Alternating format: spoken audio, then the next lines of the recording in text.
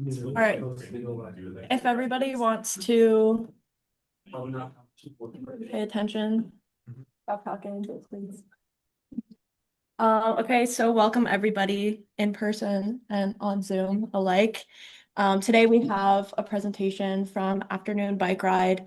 They're an eclectic indie trio out of Montreal. So you see on screen, it's Elwa, Leah, and David.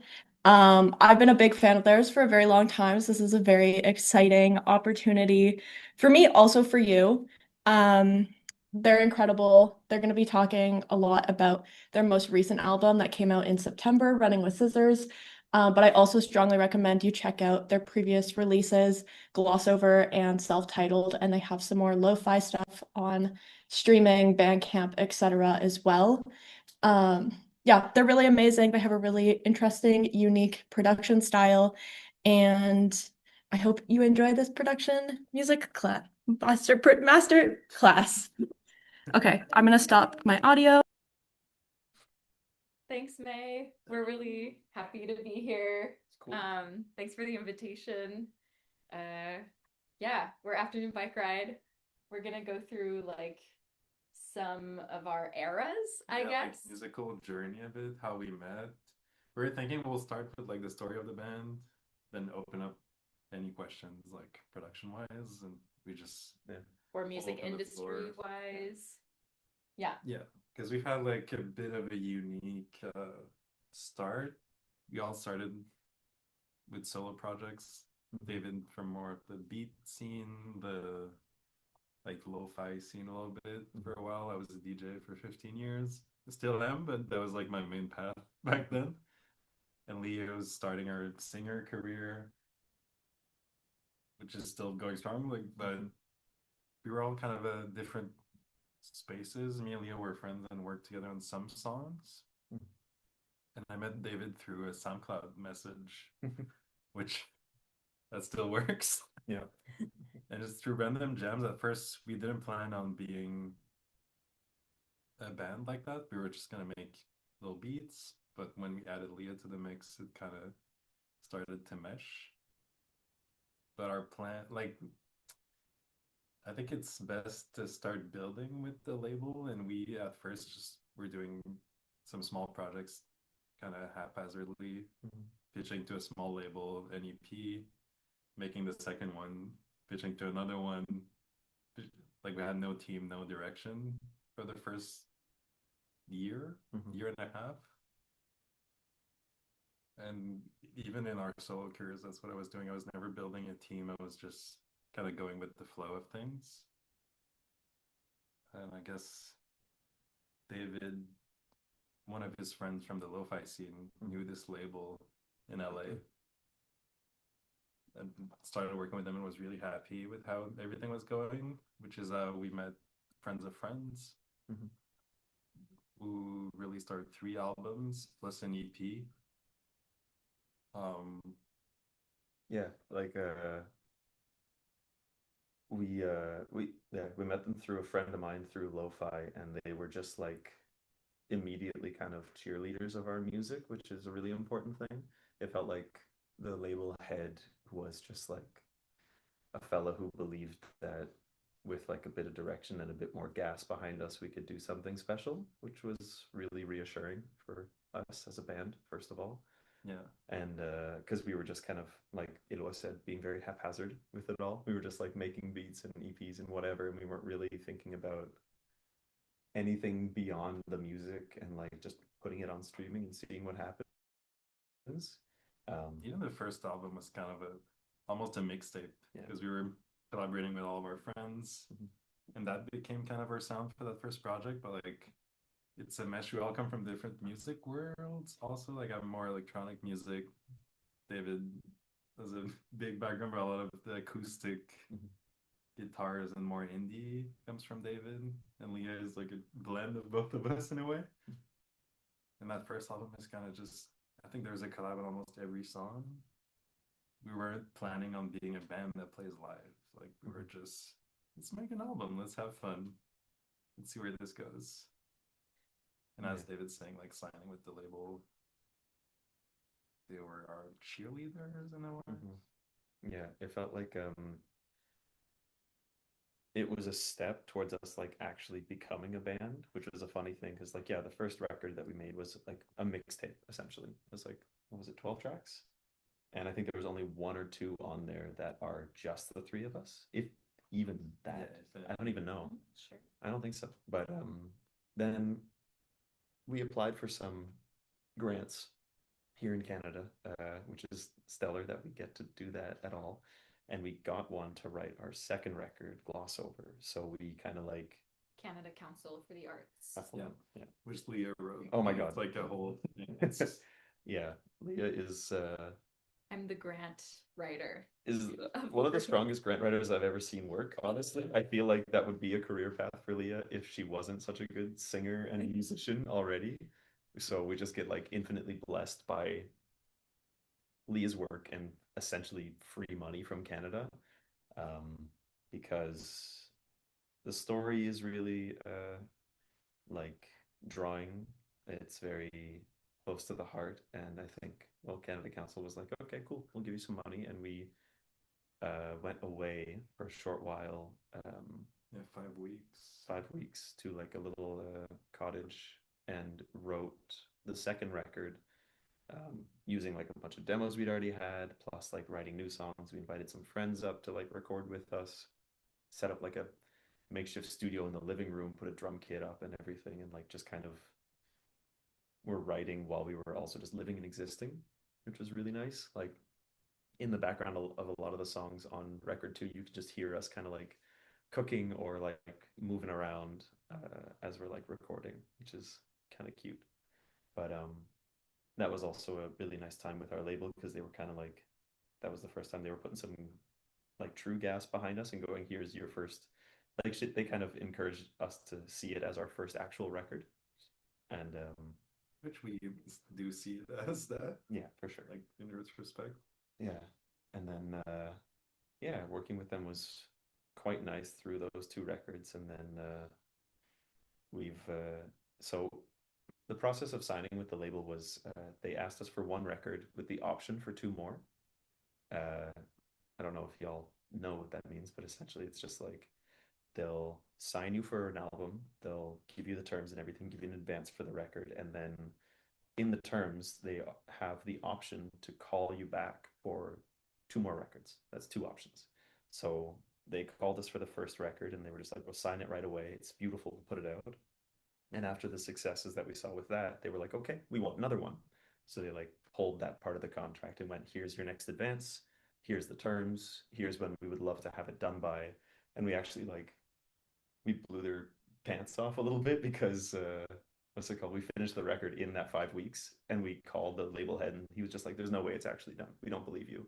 And we sent him like what essentially was the record, just a little like little unmixed little things that we had to do still, but it was done. And they just went, oh shit. All right, cool. Good. And that's Gloss Over, our second album. Yeah. And then yeah, since then we've actually started touring and playing some shows, which is like been something special. Are you talking post FOF era or like what? Post, yeah. Okay, well that's future, I guess. Yeah. No, but we like we started playing some shows like because this was also kind of tail end of like lockdowns and COVID and stuff like that. So the first show we ever played, quote unquote, was like a live stream in like my friend's living room and it was filmed and stuff. Yeah. um it's still up there and it's an interesting thing to look at and look back to. But then we started playing like a couple of other shows. We played like a very small headline tour where there was a couple of rooms that were literally like 5 people crying in the front row and then people playing pool behind. Like they were just like, there's at a bar. Maybe we should also say that the way that we ended up getting these shows is we had a friend who threw a series he throws a series of shows where he invites indie artists from Montreal to play. We played that. There were friends of his at that show that were booking agents that then approached us. That's it. And then we ended up signing with them, but it was like never really formal and it was kind of just like a handshake deal. Yeah. They take 10% of whatever they book for us and they're not doing any of the like logistics production of the show. It's really just like we book you the show and then you guys handle the rest. figure it. So we were just kind of like, okay. Mhm. And that's this small headline tour that David's talking But we about. have where- great shows in that tour. It's just often with Asians, something you don't know with touring as well is you'll get a few dates and you know these dates are going to be great, but then they have to add on like 2 or 3 more because the grant has a minimum required amount of date. Mhm. Like if you apply for the Canadian grants for touring, Factor or Sodec. Sodec in That's Quebec, yeah. That's Quebec. but Factor is the main big one. Mhm. You'll need a certain minimum of dates, so they'll be like, "Oh, we added those, but we know they're not going to be packed, but this gives us the Yeah. funding for the other ones." And promoting shows is already so hard, getting hard ticket sales because these shows are not within a festival. These shows are not an opening act. It's really like up to us to sell as many hard tickets as we can. And we didn't know how to promote. And it's an interesting thing too, because we were still at the stage like putting out our second record where we're like finding our audience and finding our niche that we can like pull from to bring people to these shows. And a lot of these places that we're finding people who really do love our music, it's hard to convert that into finding people who will come out to the shows. Because like we went to play Toronto, I think, on that tour. Yeah. Yeah, That was Drake. that was Drake great. Underground. No, but the one after that though. We went to play Yeah. Toronto at the Baby G, and that show we didn't promote properly. We had like hardly done any proper work, and I think we literally sold 4 tickets or something like that. Yeah, like sold 4 Sold tickets, 4 and the tickets. rest were people that we knew or like people that the opener knew. Yeah. And then we just went back for our autumn tour that just happened, and we almost sold the same room out just by working it a bit harder because everyone was like, "Oh, we didn't know you were in town last time at all." And we're just like, we gotta just Just because we did a bigger opening show in Toronto, we Yeah. got a scene Yeah. in that city. Mhm. Yeah. For sure. Yeah. But that was also part of that promotion process. Like we did 2 shows where we opened for who is now our friend Novo Amor. He's a lovely like indie songwriter. He's like true indie too. He releases all his music himself. He's a beautiful songwriter. But we got to play 2 shows with him, and after like meeting people afterwards and talking with them and finding people who like shared our stuff on Instagram, when we came back to play the show in Toronto, we fully just went into our Instagram DMs at the same time that like that show was happening, saw people who shared us or like messaged us and reached out to every single one being like, come to our show. Yeah. And that almost filled the room. It was great. The Novo Amor story is also kind of a funny thing that's like connections so in music are business. so convoluted, and I think that's like that tends to be what my role is in the band, just like finding these convoluted connections. So a long time ago, I connected really heavily with this one song I found online by this guy, Ed Tullett, who had a band named High Laker. And the song was just like so close to me. I listened to it like 3 days nonstop. I was just like very emotionally connected to it, to the point where I like dug around and found his email, and I wrote him an email being like, I fucking love this song. I can't live without it anymore. I'm so happy you wrote it. Just like a big, I could find the email somewhere, but it was just like such a important thing to me. And then through him, we started talking, and he started sending me other music he's worked on. I sent him things that I've worked on, and he was like, "Oh, you're good." And then I sent him the band that I'm in, and he's like, "Oh, you guys are great." And then he sent us a demo, and that became the title track off of album 2, Gloss Over, with Ed Tullett. It's a brilliant song. Still remember the first time I heard Leah's lyrics on it, I cried. It was really good. Yeah, I had to step off the train in New York. I couldn't handle it. um, and then but through him, he co-writes with Novo Amor. Like almost all of Novo Amor stuff is co-written with Ed. And then they came on tour to play Montreal, and I reached out and I was like, let's just hang out and have a good day. And Ed was not having a good day. He had like a stomach bug, but we hung out with Ali, Novo Amor, all day, and he thought we were super chill and very fun. And then we just stayed friends. And then when he came back to tour, he reached out and he said, do you want to play a couple shows? And we were like, absolutely. So we made, even like speaking of connections, well, to Ali, yeah, his girlfriend is Yvette Young, like a guitarist from the band Cavet. So when they came to Montreal, she hit us up I was like, hey, I heard you guys are really nice. You want to go have dinner and hang out at the show? Yeah. So it's like one connection Yeah. brings about another one, another one. Yeah. And in that same thing, we've like not announced it yet, but it's kind of cool to share this if we can. Yeah. Through those connections, we're not certain about it, but we're pretty sure. Probably. We got an email like a week or two ago that we're actually going to be opening for like kind of east and central US leg of the tour of the Midwest tour of American football, which is crazy to me. I don't know. Like we get to open for one of my favorite bands of all time. It's like for anyone who doesn't know, they're like an iconic Midwest emo band from that like their first album came out in the 90s and so they've been around for a long time. That's gonna be our biggest because we're also doing an opening tour now for Spill Tab in March, the West Coast. But that's gonna be our biggest. We're doing 9 days with them, back to back to back. It's very much like if anyone's in Toronto, early August, we'll be there with American football. So it'd be nice to see any of y'all out there, even though I can't see any of you right now. But you know, you can tell us.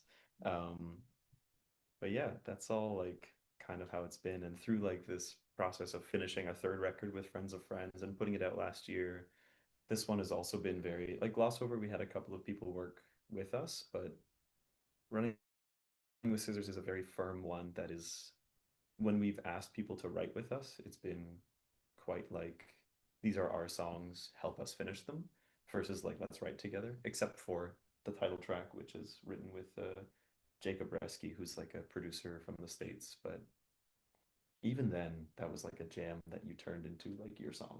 So, but yeah.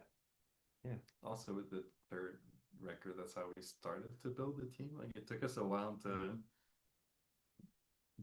reach out and try to get a manager or just people working with us because there's so much when you put out an album, like so many emails, so much, and it's easy to get lost. Even we're three, but it's like, hey, can you check this? Can you? Sometimes being three is a weakness because exactly. It's like who's gonna respond to this email or like whose job is it to do what? The other thing too, music is a difficult industry to make money in. So we all like have our own things where we're producing for other people, or like I got a part-time job. We just do our own thing at the same time as we're doing this, and it's like, you know, you try your best, and amongst everything, you still got a lot of work to do. So having a team that really backs you up is important, and it's important to discern someone who like truly has your best interest in mind, because a lot of people in music are there to take advantage in a lot of ways, and we've been quite skeptical about management for a long time. And we were reached out to by like essentially friends here who run a label, and they manage some of our music. Right? So we already knew that they were good at it, but we've seen them work hard. It was a 2-year recording process. Literally, they did like. And they would invite us to they do like a Tuesday bocce ball hangout, pétanque hangout. Like they would invite us to things. We would cross them in social gatherings. But it was also like they had reached out to us like a year and a half ago, being like, we're interested, but we were like, yeah, we don't know. And then we just kept seeing them talking. Also, like in tangent, the way that we were working with our label wasn't really like suiting us. And that's the thing I think as well with music industry. Relationships, like things change, and being in a band or being in a duo or having a teammate that you're really close with, like a manager, it's like having a romantic relationship in a way. Like you need communication. Like we know of a band who are 9, I think, and they did band therapy because they needed to work through a bunch of stuff, and there was all these dynamics going on. Like we didn't do band. I know. But we've had our ups and downs where we have to like work on stuff, and you need to be really open about communication if something's not working. It's such a close. I think we've all had a moment where we're like, yep, you need to do this or change this, and it's really important, especially like in a band dynamic where you love the music that you make and it's so emotionally close that you stay open to that kind of criticism and like move forward and do the work. It's like we're friends and we're really close, but there's also a business relationship here, so it's like we're business partners. Exactly. Like it's now a company, a registered company. We just opened up our SCNC. got our tax numbers. Yeah, exactly. It's like running a small business, Yeah. basically, if you want it to be, right? Like if Yeah. you want it to just remain a passion and you've always got your, financial stability coming from somewhere else, that's totally amazing. And in some ways, maybe even more fun because then you don't have to stress about like, is this going to be successful enough for me to like feel okay financially? But yeah, it's really like it's a self-growth thing, it's a group growth thing. Then you're like playing around with all these other third parties that come into the picture but then leave the picture, whether it's a label or a booking agent or a manager. Now what our team looks like is we have management, we have a label, and we have 3 booking agents for 3 different territories. So we have one for Quebec, one for the States plus like rest of Canada outside of Quebec, and then one for the UK and like a little bit in Europe, but we're looking to get a European agent, and then our goal is looking to get a Asia agent. But yeah, I guess to pick up where we left off, because we kind of went through a lot of different topics. The show, I mean, like, we'll take label any and- questions also at any time, but at the end specifically, we'll have the question section. So I guess to talk about like this last record and the process, we tried to get grants and we could not get grants. We actually worked with grant writers because we were so busy and they did not get us anything. Yeah. So that's why we were like, all right, from now on we're writing our own grants. And that meant that we had to kind of like work on the album little by little. Oftentimes it's like one of the guys who start like an instrumental tidbit, then another one of us hops on, whether it's me for vocals or whether it's another one of us for production. Sometimes the song starts with just my voice and guitar, or sometimes like we said, we just started doing jams and then like extracting whatever is the best part of the jam. We ping pong those back and forth a lot, and then eventually we land on a version where all 3 of us have to be happy with it, and that's really what the process was for this album, where if one of us didn't feel like super excited about a song, like it didn't make the cut. Yeah. Which is also I think why it took us a long time to finish. And then also we had an interesting like process for all the visual side of everything, because that's like super important, which we haven't talked about yet, is thinking of your visual identity, thinking of how you're gonna like present yourself online, just on the internet. And we wanted to work with a creative director.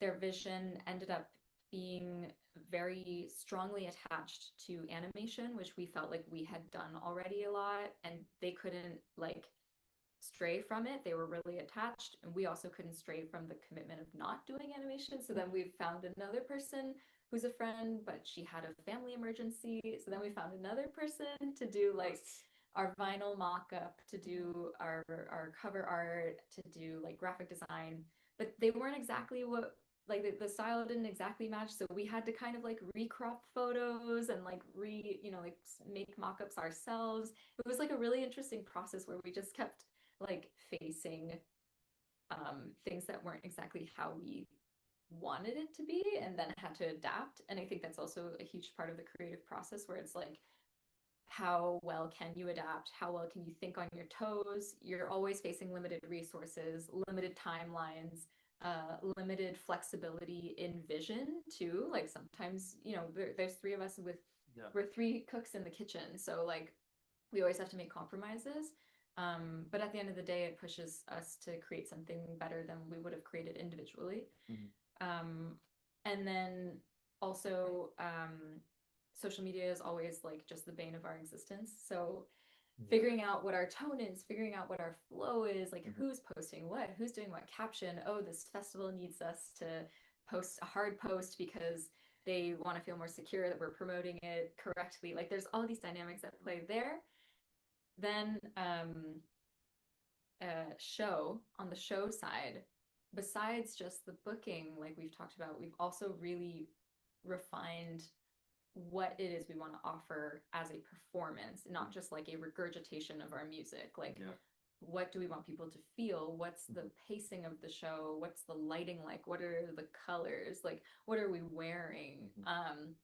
All of these are super fun elements to think about, but it also just kind of reinforces the fact that like having a music project goes way beyond just making music. Yeah. It's so many areas of creativity at once. It's a lot of like administration work. Yeah. Sometimes we're just like on our laptop all day, not even doing music. Like oftentimes we're not even doing music.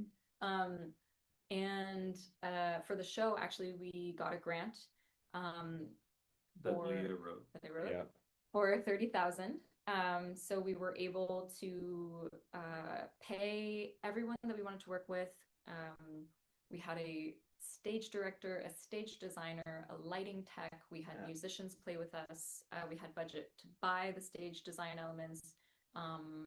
We had a videographer. We had a photographer. This was all like for our small tour this last fall and then our launch, but then everything can get reused for the rest of the shows that we're doing. So it was really nice that we could fund basically what we would call our show production, because there are other structures where you might sign with a show producer who is going to advance you or front you all the money you need in order to create the show, but then they're going to be recouping off of all of the pays that you're going to get from your shows. We don't have a show producer. We just have a booking agent and a manager. So that side of it also, I think, pushed us further and deeper in finding Afternoon Bike Ride and establishing who we are. Even on the live side, figuring out how to play our songs live that often haven't been created with that in mind. Like a lot of them, we are a very production heavy. A lot of production. Like often I come from a more electronic background, so if there's 10 synth layers, like what do I play live? Do we want backing tracks? Do we want that was a whole thing to figure out. I feel like now we're in a good space with it, but we've really toned back, figured out like the essentials for each songs. What do we want to play? We don't really want a backing track because then you're stuck in that you can jam with the it. way we figured that out is because we would by mess doing it it. live, but the backing track keeps going, and then we're like, "What do? We gotta find So like There's a backing few vocals stories that are not so. We're like so far behind where the backing track is at. It's like really bad. I start a solo a half step down from where I'm supposed to be. That was one of the worst. Like That's the jazz one. That's what the jazz was. I just literally, my hand was just a half step lower, and I started playing everything, and I made it like 2 bars, and I tried to catch it again, and I'm like, I'm an okay guitarist, but I'm not like a really proficient guitarist. So the second that I lost it, and I tried to find it, and I lost it again, I fully gave up. I just went like, I can't. I'm so sorry. Staring at you. People are like, felt it, and I'm so laughing. desperately embarrassed. It was so hard. And it's so funny. So like I think about that moment. I think about the moment where we were like desynced on gloss over. That was crazy, but then we found it. And then we found it again. But it was still like feeling those things and then also going, yeah, these Midwest emo legends, American football, heard our music and want us to tour with them still. Yeah. You go through so many fuck ups. Like so many. Oh, yeah, it's live part of it. If you feel it, you're gonna mess up. But it's all about how you keep going. Yes. Yeah, and that's actually a good point. I would say in general, having a music career is all about how you keep going. Like the longer you go, like let's like forget if you like pop off immediately. Like that's amazing. Good for you. Hope that for everybody in this room. But like if you don't, I really do think it's how your stamina is and how you grow as you learn. And then people are going to start taking notice of like, oh my gosh, this person's like been doing that, been working hard, they're consistent. They're still coming out with things, and every time they come out with something, it's better and better. And I feel like that's kind of how we ended up building this team too. Even when we look at our really successful friends, like they've been working hard and building slowly. Like sometimes there's a year that really pops, but that's after 6 years where you don't notice that they've been working hard too. Really hard at work. Sometimes you'll play like a cap of like 70 people, and you're gonna play like a month later a cap of like 3,000 people, and then you're gonna like have to do some kind of like shitty, I don't know, like gig that nobody's at. And it's like you're even successful people that we know, there's always like these funny kind of ups and downs. Like there's no true consistency. Like even I would say the most successful person that I know, their dream was always to play Coachella, and he had to just like accept he's never going to play it because it's just not the style that Coachella is looking for. And it's like there, I think at every level of being an artist, you're always going to have these like these reach points that like you may never get. And to somebody else, you look successful, but then to yourself, you're like, oh, I'm not as successful as blah blah blah. But maybe to the person you're comparing yourself to, they're like comparing themselves to another group. Always, yeah, forever. It's like this never-ending thing. You will always compare, and you have to let go of it. yeah. So that's the thing, like you build your own luck. Like you have to be ready to be there when the opportunity arrives. You gotta like, execute, Just this year, we worked really hard last year. We didn't play that many shows, but we worked hard on building our show. And now this year, we got like back-to-back tour offers. We're ready. Like we sound good. Like we practiced for the first time yesterday in like a couple months, and like there's a couple of little things that we gotta fix, but we sound pretty damn good already. Like you establish a base. Yeah, it's good. You can launch from there. because they would at first. Also, there's the visa thing, which we can touch on, but That's a we're going nightmare. to the US. Which It also takes crazy time. minimum 6 months. I think it took us a good 6 months, and it could be up to a year to get it. And Which you is have crazy to pay 'cause the premium price. You only get the visa for a year, so if you apply for it, you get it like it's so much nonsense. Yeah, like we've had to postpone our tour that was supposed to start like in now. 2 days. Yeah. But it's just visa. The visas were really slow. They cost a lot of money. Like 6,000 it cost us ish for me and David. We as American. Yeah. And a citizen now of Canada. So 2 visas, and it's just a stressful process. We had to cancel shows. There's a whole. Now we got them. We're going in March. But we got approached at first to open for Spiltab on our East Coast tour. And we that was couldn't do last that. year. And who would have done it? No visas, no way to get it in time, even by paying a premium. So it's doesn't matter. I feel like now, since it's 1:30, we could like maybe open the floor for questions. Yeah, and one thing I wanted to say as well, May said that this is like production masterclass. We've touched on no production at all. So if y'all have specific questions or you want to know anything about that process for us, let us know and we'll get into it. Like it's all open. We're here. Yeah, we're like free form. Any questions about anything I think industry related, like writing grants or production related. I'm gonna turn the computer around, and if anybody in the room has questions, you might just have to walk up to the laptop so they can hear you. Come say hi. Yeah. The cord is long enough. I'll hold it. Hi, y'all. Oh, it's nice to see you guys. That's so cute. Does anybody have questions? Or on Zoom, if you like raise your hand. Oh, okay. Aiden, go ahead. Hey, sorry, I just had a question about like the grant process. Could you talk a little more about that? Definitely. So there are different grant organizations for different provinces, and then there's also federal grant organizations. So Factor and Canada Council are on the federal side. I don't know about Ontario, but I'm sure there's like an Ontario Arts Council.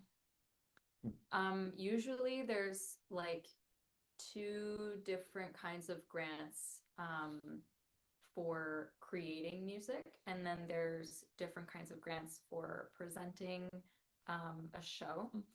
And within the creating music, there's 2 different kinds. One is the research and creation, so that's early stage, and then one is the creation and gosh, I'm always forgetting. Creation and it's essentially like the production and like realization. Yeah. It's Meaning like the recording of the end of the project. So research and creation, there's like a $30,000 max, I think, and then creation and realization, there's a $60,000 max. And that's within Canada Council, just within Canada Council. This also may have changed. It changes often, Yeah. like the amounts, but that's usually like what we've seen and what we've applied for. Yeah. And for Factor, there's other grants like juried sound recording, which is like it's more involved, and I've never written a Factor grant, but it does require like more accounting too, like saving all your receipts. Canada Council I love because they're really flexible. Factor, I think labels often have like an envelope where they get the grant and then they give you some of that money, but they're the ones to deal with that, depending on which label you're with. Yeah. Canada-based labels specifically. So to write a grant, it usually requires there's word limits for each section. There's a project description. There's a what is this going to do for your career? There's a what's your timeline? What are your goals? Who are you working with? What like the project is about? Like project description. Yeah. And you basically do your best to put your best foot forward. And you describe a specific project. Hopefully it has a story attached to it. And it's a rolling deadline, but there's usually like 2 dates within the year that if you apply to it before this date, you will definitely get your results by this later date. So usually everyone's kind of rushing around April and everyone's kind of rushing around October to be able to know that they'll get the funding by February and whatever other, I think July. Yeah, I guess it's kind of hard to like speak on specifics because it really depends on what your grant's about and what you're gonna do, but all the information that you need is on the Canada Council website, and you can also reach out to their representatives anytime and ask all your questions. I also happen to know that there is, at least in Quebec, there's like a organization that helps Anglophones like write grants, and I'm sure there must be a nonprofit organization in Ontario that's helping artists to write grants too. I would just like do a little Google search. But the grant system, it also it's hard to get. There, like we said, we didn't get any grants for our last album. And it depends on the government's like budget for the year, and it depends on all the other people submitting grants at the same time as you. It depends on who saw your application at which stage, and someone who it might be someone who's like emotionally tied to your project and just goes, "Oh yeah, absolutely," and it might be someone who just sees it and goes, "I don't understand." And just doesn't. And it is very like almost at the whim of that. They do, I think, do a very, very good job of like judging everything with impunity, I guess. Like generally what I try to do, and what I mean by putting your best foot forward, is starting with like a description of your journey as an artist, your project, and any kind of recognition or opportunities that you've already gotten, whether it's like a big outlet that wrote you up, or you got to open for somebody or take part in a certain festival that is going to be well known, or whether you're just killing it in streaming, or you have a lot of followers, or just like put your best foot forward, puff up whatever you're doing. Another angle I always like to include is like, how are we enriching different groups of people with this project? So like we're in Quebec, so I'm always putting forward that like we're working with a slew of like locally based Quebec artists. I always put that like we are trying to elevate the voices of different underrepresented communities, and give examples. And then also it'll usually ask like, how are you compensating people? And I always say like, we never try to negotiate people to their base. We always want to work with a budget that feels comfortable for them. And then as well, I always try to make sure that the story of our project is really strong and gonna kind of like contribute more to the arts, whether it's like not just, you know, being like, I want to make good music. It's like, okay, but this music is a vessel for what story? And like for my like from my position, obviously I have this big story of my dad who had, I guess you guys might not know, but a lot of our music I write about my experience as my dad's caretaker. He had dementia, was diagnosed in 2021, and I'm his only child. My parents are divorced, and so I jumped in at 25 years old and moved him into my house. I was his like full-time like caretaker up until he passed away this past summer, which was also something to deal with. And we were actually all there when he passed, which is another really unique and crazy experience to have lived as a band. And so much of what I write in our grant as well centers on this story that I believe is quite unique and also very touching for somebody like on a jury who might be reading what we're trying to talk about with our music. And also I, you know, obviously this story is so personal, so I try to make it a bigger picture and say like I want this space, whether it's our show or our album, to be an experience where people can let their guard down, be vulnerable, share in vulnerability, feel safe to cry, because I think that's something that we miss a lot in society. Like crying is in public is taboo, death as a topic is taboo. We don't really talk about what happens during death, like what happens when you're a caretaker at 25 years old. Like there's all these different layers to how I try to package the story so that we can basically just do our art the best that we can, because it takes funding in order to pay people properly, to pay ourselves, to get equipment, to be able to take the time to create what we want to create. So because every single part, it costs money. If you like, in our case, usually I'll do the final mixes, but usually that would be 400 or 500 per songs. There's the mastering that we pay for, but which reminds me that within the budget, one thing is that you don't want to ever ask for 100% of what you're needing for the project from Canada Council or from Factor. You always want to ask for around like 70%, and you want to make up that 30% by either added value that you're bringing to the project or guaranteed other revenues, whether it's your own money, like a personal contribution, whether it's like you're counting on some ticket sales that are going to fill in the gap, or Eloi mixes for us. So his rate, because he's doing this in kind, meaning for free, we're adding the value of his normal rate to our project. So like what, 5K? Let's say, yeah. For a record? 400 per song. Yeah, Right. I mean, So like 400 per song is something that we're bringing to a record, meaning that we can add that in our budget as an expense, but then we also add that as a revenue source because we say, well, Eloi is donating his time and expertise. And so then that helps basically like lower how much budget we're asking, because let's say the total budget is like, I don't know, 60,000 that we want. We're gonna be able to add Eloi's 5,000 on top and be like, oh, well, we're asking you guys for 60,000, but the whole project cost is 65,000.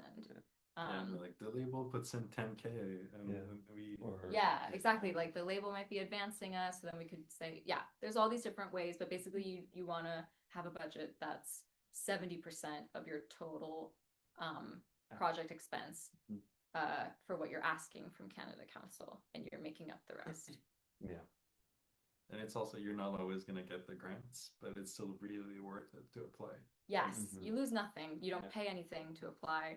So it's important to kind of like see it as another arm of this creative process. Like you write the music, you record the music, you mix the music, you write the grant. It's just like explaining what you're doing, and like it also can help you visualize a lot of what's going on in the project or whatever's happening. It's just another step, and it's yeah, you lose nothing besides some time, and then maybe you gain like a deeper understanding of what you're doing too by Yeah. like putting it on paper like that. Like being forced to really think about it. Yeah. Mhm. Yeah. Any other Thank, questions? thank you so much. No worries, thank you. Pleasure. I hope that answered some of what you're wondering about. Yeah, if there's any other questions, like We're here. Okay. Sure. Yeah. Can they talk? Can you hear me? Hello? Oh, let's- barely. Hold yeah. on. We all just.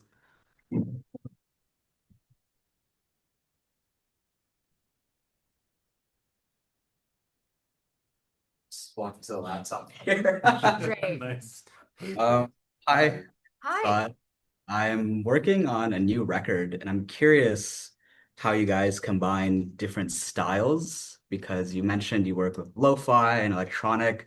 Mhm. I'm having a hard time sort of combining two different musical styles. Do you guys have like a method to that madness or you just see what works? Or I'm curious about your creative process there.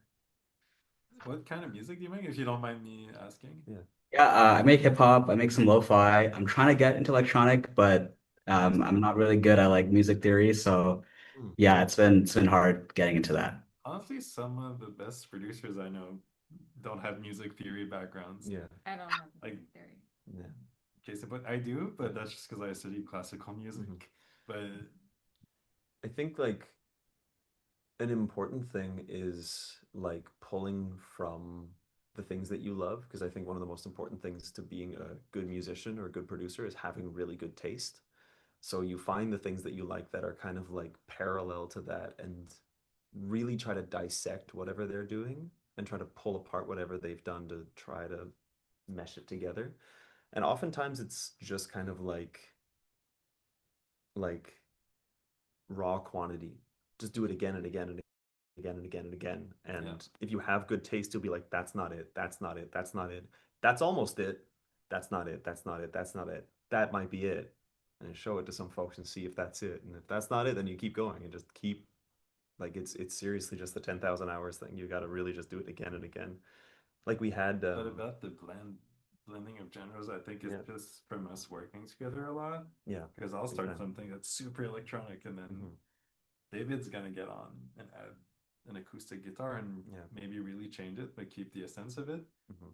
So sometimes it's hard, I need to keep an open mind. We all do, because it's you're like, "Ew, what do you do to my baby?" Like Yeah. that's not the song I Often. wanted to make, but then Yeah. the magic happens Mm-hmm. sometimes by being open and realizing like there's other ways to think about that thing you started, Mhm. or maybe it's me on something he started or Leah started. Mhm. So I think through working together and trying to be more open-minded often, because there's a lot of times where it's like, I really like this way that I did the thing, Mhm. and the other two don't. So Yeah. you have to be like, okay, There's let's see if I can. There's a large amount of trust that specifically with the three of us when it comes to like meshing styles, where we're just like, we will make something and hand it off and go, we like do what you will.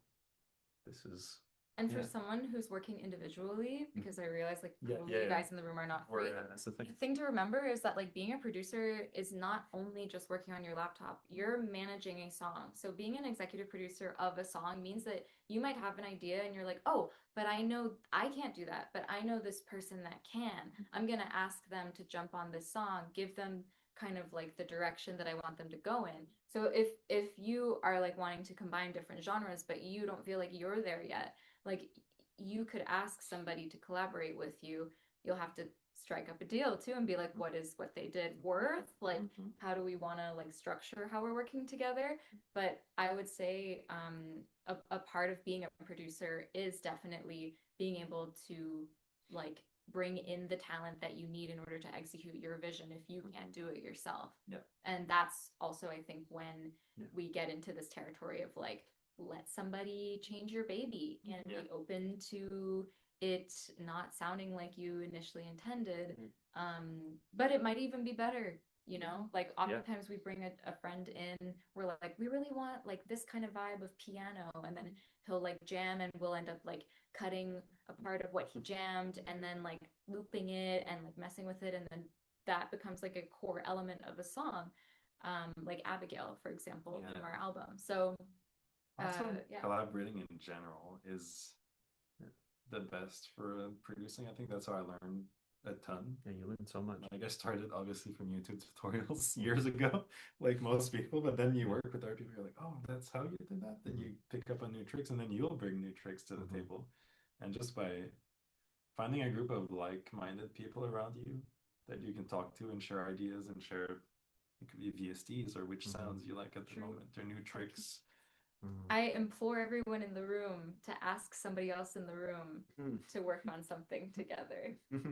Somebody that you admire in that classroom. It's all fun. Because we all end up with like our specialties and the things we do really well. And I'll be like, David, you're really good at that. Can you help me with this on my song, or vice versa? Yeah. Yeah, that like literally just happened where someone asked Eloa to do some production on a record, and then Eloa was like, wait, I don't do this though. David, you want to help? There's part of it that I need help. Like, I think both of us are gonna do the whole Or you thing. get like a contract to score like an ad. And one time I needed Eloa because I was like, they're asking for this thing and I can't do it. Like, here's my budget. I'll share it with you if And you we come got on. it. And we got it. So yeah, I think like collaboration is an inherent part of being a producer. Yeah. I hope that that's a good answer for you. Thank Any you. questions? I have one actually.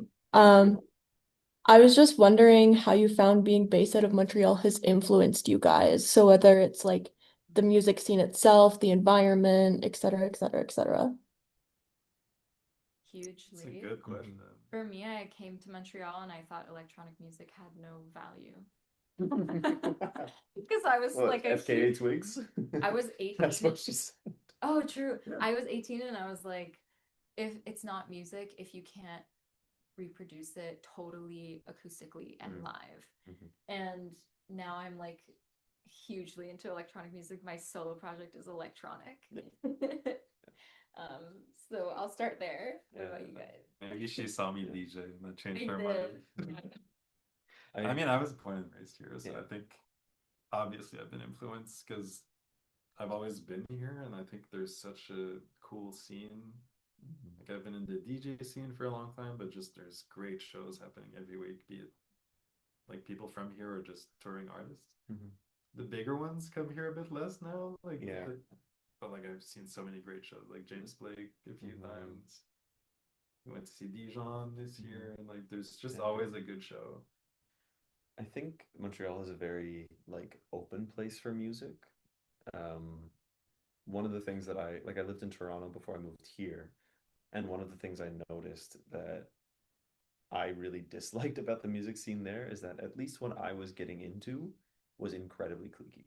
Like I used to make kind of beats and like R&B kind of stuff, and I was producing for a couple of dudes, and they all found their own little successes, and we all got like songs that did all right. And then I started finding my own success in like specifically the SoundCloud world, and blew up with a couple of tracks there. And then like I have so many memories of like people being like, yo, how many followers do you have? Or like I would I would preemptively just be like, oh shit, we're like on the same level. Let's hang out. Like let's do some stuff or something. And dude just being like, I don't like your stuff, man. Like just so closed off, so like not willing to just see a lot of stuff. And that's also maybe just the people I was around, because I know there's people in every city that will have the kind of like openness to find you, but I kind of kept hitting a brick wall. And I moved to Montreal, and that was the first thing I did was I started reaching out to people here. First person I reached out to was Eloi, and that has changed the course of my career. Like it just felt an immediate click, and everything felt so good and open and supportive, and like we all cared about each other's music and we all cared about each other. And I was like, dang, we just found like the Barney the dinosaur ass stuff. Like it feels good. People are so open here. Like Yeah. one of our closest collaborators, Zach Frampton, who's an incredible musician on multiple instruments, also producer. I met him because a friend of mine invited me to sing backing vocals for her Polaris performance. And for those of you who I don't know if people know what Polaris is, but it's an annual award show in Toronto. where it's the music is judged purely based on merit of the music, no sales, no streaming counts, no social media counts. So it often ends up kind of equalizing the playing field compared to the Junos, let's say. It's like the cool music awards. And our friend Uri, she had also asked Zach to play. And so Zach and I met, and we just like had a really fun 2 days. And he was like, we should jam together back in Montreal. And I was like, yeah, for sure. And then we start jamming. And then I don't remember, he was also playing, he was doing like piano solo improvised shows at a bar that we all really liked to go to. So we all like started going to this bar a lot, seeing his shows. He was also doing like improvised jazz at another club on Thursdays. And so we just got into this kind of like scene of musicians. And it was all just through like the purity of being like, let's jam. That's how we met Chris, who's on our album, who does show in our show with us. There's just a really like giving scene of musicians in Montreal, I would say, of like all different genres. And all so incredibly like powerfully talented. Like all these people are so sweet and kind and open, and then they pick up their instrument and you just go like, oh, okay. Oh my God. Even sometimes you'll assume someone is gonna be snob or something. You're like, oh, you're huge, or you're in a different style of music, and you meet them and they're like, you're chill. So lovely, so kind, and then you realize they actually like what you do as well, even though it's different. Then you can have conversations. And there's also something to be said about being in a scene that is Anglophone, but in a Francophone province too. Because like I would say it's just now, for us, it's maybe been like a couple years now that we've started really integrating into both. Our management comes from the Francophone scene. My partner is big in the Francophone scene, so it's really been like a learning curve for us to get to know like the booking agent that's going to get us festivals throughout the province, because it's very heavily Francophone, or like different collaborations that are, or like even radio shows that are going to start paying attention to us because like they have a certain envelope of needing to play only Francophone music. So it's like this interesting dynamic where the Francophone scene is its own industry. It can exist on its own, and being an Anglophone artist in Quebec can sometimes feel limiting, because you're like, oh, well, this space isn't really meant for me. We're trying to uplift Francophone voices here, but there's a glass ceiling for Francophone artists here, whereas we could go around the entire world because like we're thinking in English. 20 cities in the US this year. It's kind of So there's like, it's an interesting like dichotomy. Dynamic. But it's weird. Even on that front, everyone's been so nice to us, because we'll always expect there's a little bit of rivalry, but not from our experience, even though it's still there's still two scenes, very much so. I don't even remember what the question was, honestly. Oh yeah. Okay, I was like tangents. Yeah. Any other questions, y'all? Oh, yo, hold on. How do you decide? Question. Yeah. Okay. How do you decide what music goes into Afternoon Bike Ride versus solo projects? Do you ever have a specific identity or direction in mind for the band before making the music? That's a great question. That is a really good question. I feel like for me, when I make my really, because I'll produce really electronic stuff, and some of them I think I'll listen and be like, okay, this could fit. But it's maybe when it's more open structurally, or a bit less intense also. And then I'll pitch. But sometimes I'll try something. I'll make maybe a big breakbeat song and I'll send it, and I'm like, what about this? Because I'm like, maybe we can rework it. But there's I'll think beforehand. I'll be like, this is for ADR before I start something. I think on my end, something will get started and I'll immediately classify it like, oh, this vibe is ABR.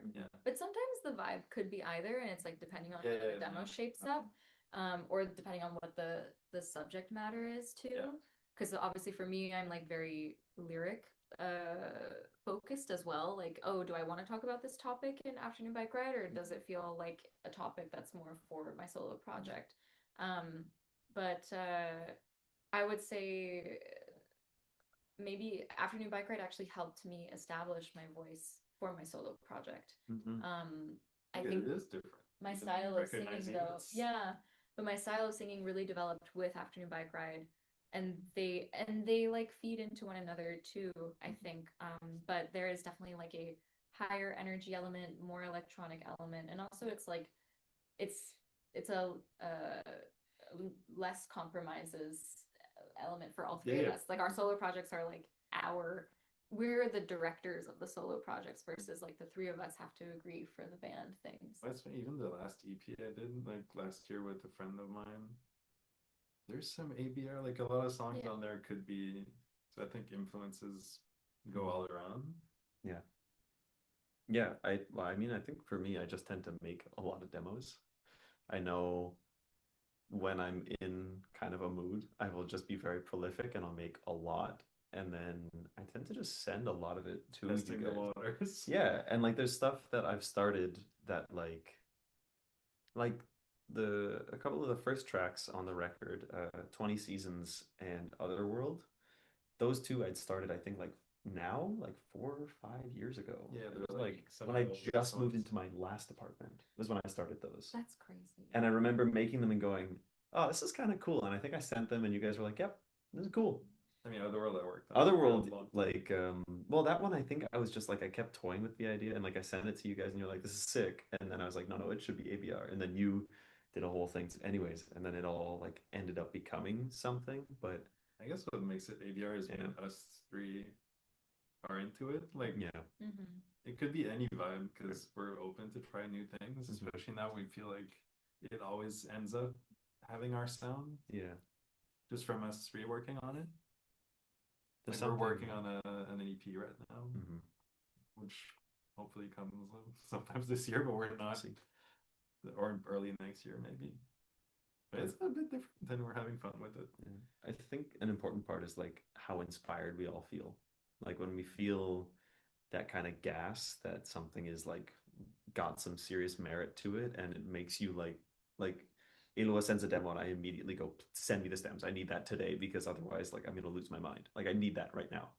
It's almost like it's like when you're hunting for good music and you find a good song and you're like, oh, this is a sick song. But it's someone that's just sending it to you directly. And you get to put your hands into it and mold it and make it different and cooler, or how you hope at least. Like it's so fun. It is a very playful thing. Yeah, it's not planned or structured, really. It kind of just happens. Yeah. Hope that answers the question. Thanks for the question. Absolutely.